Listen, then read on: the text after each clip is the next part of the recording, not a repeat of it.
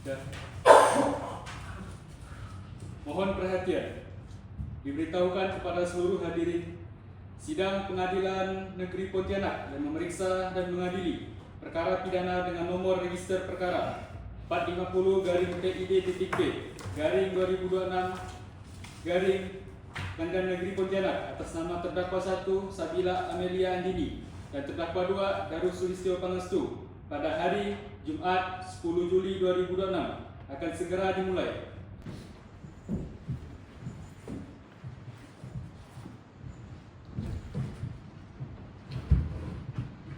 Terima kasih, hadirin silakan duduk.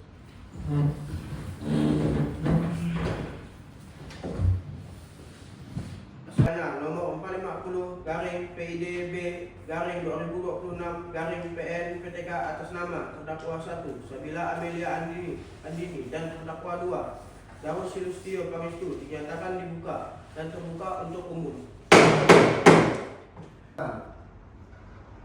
Silakan terdakwa 1 dan terdakwa 2 duduk di kursi.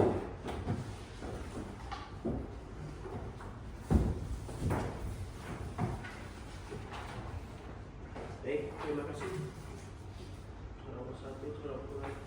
Saudara Hari Jumat 13 Maret 2026 bertepatan di apartemen Ibis nomor 1201 dengan sengaja dan dengan rencana terlebih dahulu telah merampas nyawa orang lain, yaitu Jovian Saputra. Terdakwa 1 memasukkan tanda tangan korban untuk mengajukan klausul baru polis asuransi senilai sebesar 10 miliar rupiah. Sementara terdakwa 2 Saudara terdakwa 1 dan terdakwa 2, apakah Anda paham? Saya mengerti maksudnya yang mulia, tapi saya menolak keras. Saya tidak membunuh Jovian Saputra. Kami memang sepasang kekasih dan malam itu kami hanya bertengkar biasa. Izin majelis hakim yang mulia atas dakwaan penuntut umum yang kami nilai sangat prematur, kabur dan terkesan memaksa. Konstruksi hukum kami selaku penasihat hukum para terdakwa menyatakan akan mengajukan nota keberatan atau eksepsi secara tertulis saat ini juga. Adukan perbuatan terdakwa 1 dan terdakwa 2 tanpa menguraikan secara jelas dan detail delik pembagian peran masing-masing. JPU tidak menjelaskan siapa sesungguhnya yang melilit tali ke leher korban dan siapa yang menahan tubuh korban hingga memar. Penuntut umum hanya menggunakan asumsi tak berdasar untuk menciptakan narasi fiktif. Pembagian peran material secara kausalitas, hal tersebut akan kami buktikan secara rigid melalui sinkronisasi scientific evidence di tahap pembuktian. Surat dakwaan kami telah memenuhi syarat formil dan materi Dan akan langsung membacakan putusan sela saat ini juga. Penasihat hukum mengenai ketidakjelasan peran para terdakwa merupakan materi pokok perkara yang membutuhkan pembuktian formil di persidangan, sehingga tidak dapat dijadikan alasan dalam eksepsi. persidangan. Yang mulia, silakan saksi.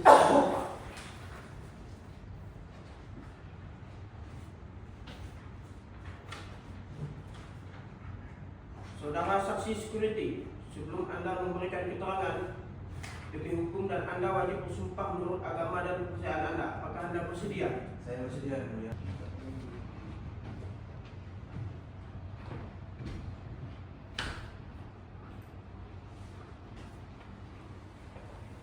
Baik, silakan ikuti kata-kata saya.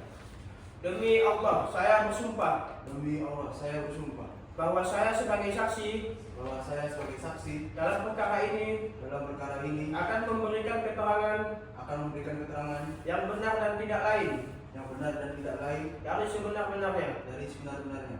Baik, terima kasih. Panitra.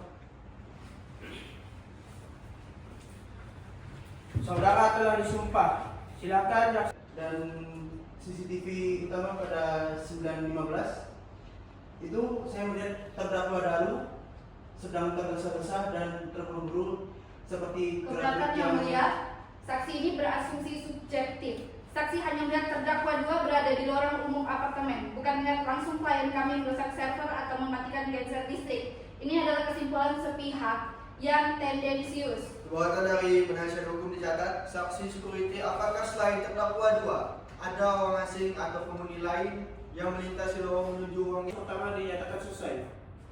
Penuntut umum silakan langsung hadirkan ahli forensik Anda. Silakan.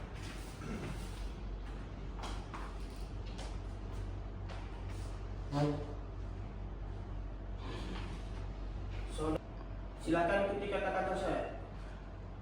Demi Allah, saya bersumpah Demi Allah, saya bersumpah bahwa saya sebagai ahli bahwa saya sebagai ahli dalam perkara ini dalam perkara ini akan memberikan keterangan akan memberikan keterangan atau pendapat berdasarkan berdasarkan keahlian saya dengan keahlian saya dengan sebaik-baik dan yang sebenar-benarnya. dan sebenar-benarnya.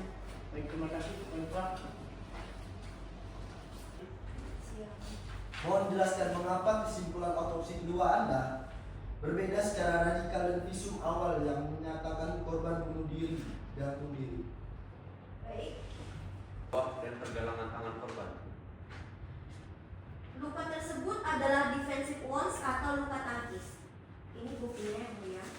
Terima kasih. Catat. Pola resapan darah pada jaringan subkutan menunjukkan luka memar itu terjadi saat korban masih hidup atau mengalami asfiksia akibat pembekakan jalur pernafasan. Ahli, otopsi kedua Anda dilakukan setelah jenazah dimakamkan selama hampir 2 minggu dan proses pembusukan alami sudah berjalan. Bagaimana Anda begitu yakin pembusukan jaringan tidak membiaskan interferensi lebam mayat dan memar tersebut?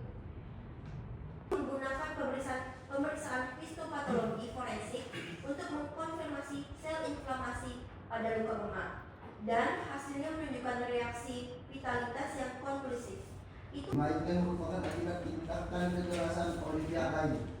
Kami tidak memiliki pertanyaan tambahan yang mulia. Kami menghormati pendapat. merupakan bukti ilmiah perlawanan fisik di mana korban sempat mencakar kulit pelaku saat berusaha mempertahankan nyawanya dari Keberatan pembekakan. majelis hakim, terdakwa 1 dan korban adalah pasangan yang tinggal bersama di apartemen tersebut. Sangat wajar jika DNA terdakwa 1 ada di properti tersebut. Dan untuk DNA terdakwa 2, klien kami adalah rekan bisnis yang sering bersalaman dan berinteraksi di ruang laboratorium kampus dengan korban. DNA bisa berpindah secara sekunder melalui transfer pasif. Tetapi transfer DNA sekunder tidak akan menghasilkan kuantitas material genetik sel epitel yang tertanam.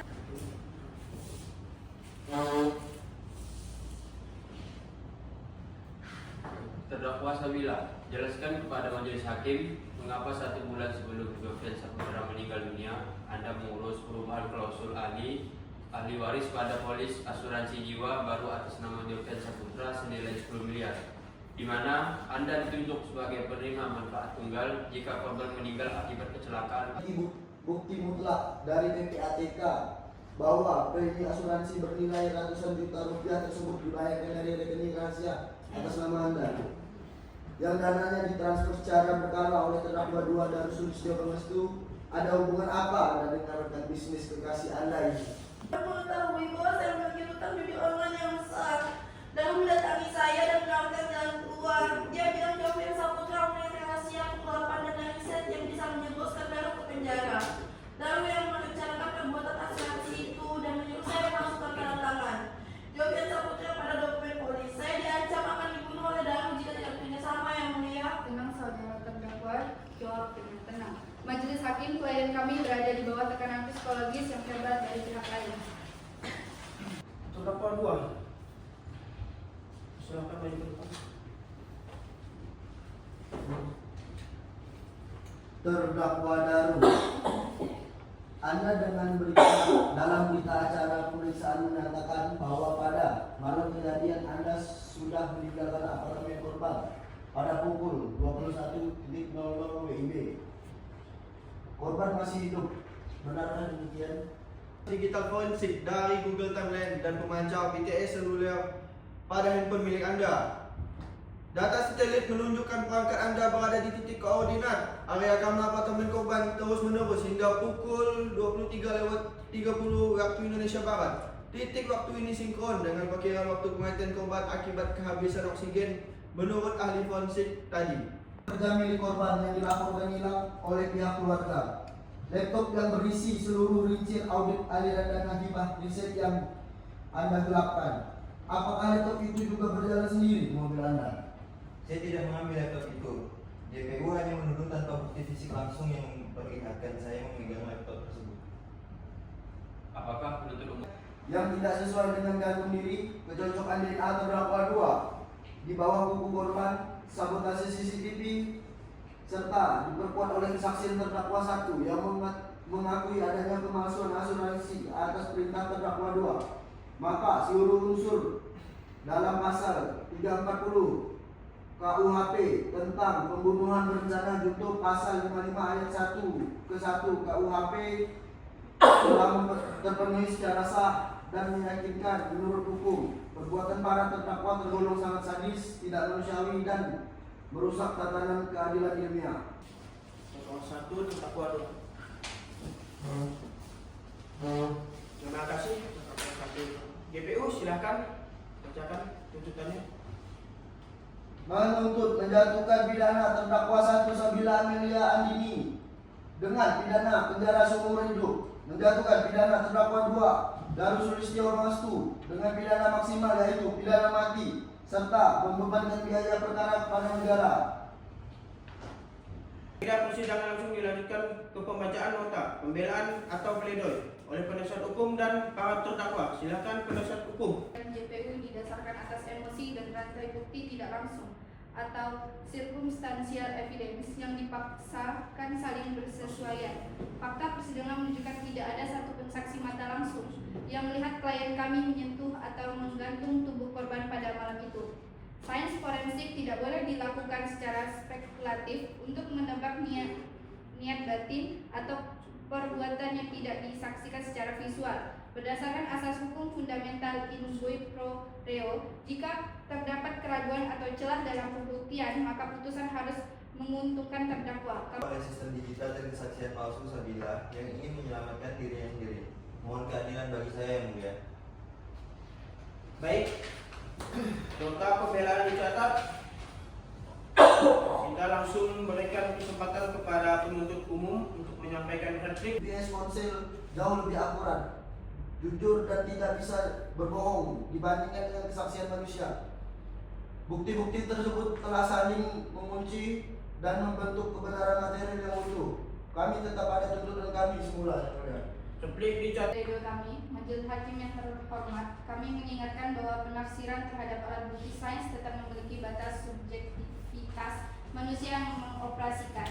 Keraguan yang rasional masih membentang luas dalam perkara ini.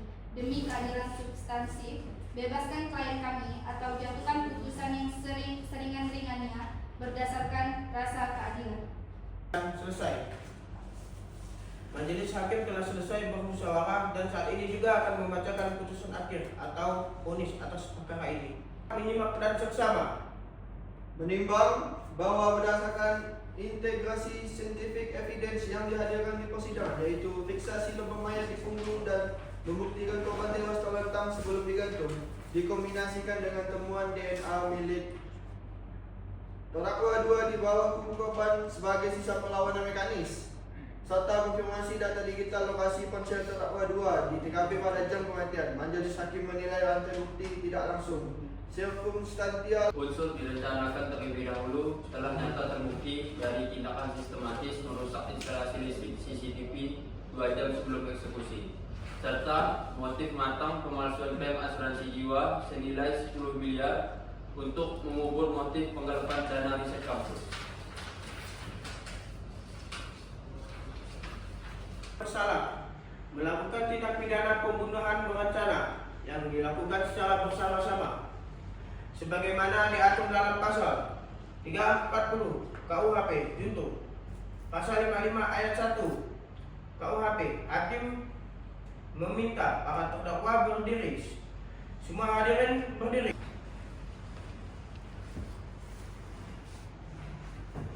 Para hadirin mohon izin berdiri. Baik, terima kasih. Menjatuhkan pidana terhadap terdakwa 1 Sabila Amelia Andini dengan pidana penjara seumur hidup. Menjatuhkan pidana terhadap terdakwa 2 Darus Sulistyo Pangestu dengan pidana mati.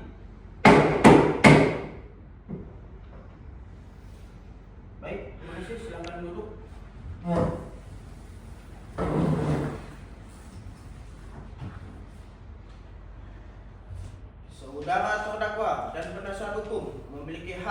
yang sama atau pikir-pikir selama 7 hari.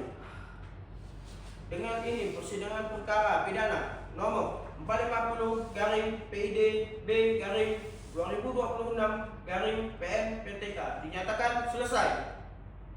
Kami selaku penuntut umum menerima putusan majelis hakim. Kami menyatakan menerima putusan majelis hakim.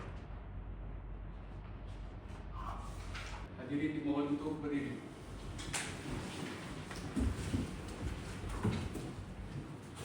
Terima kasih.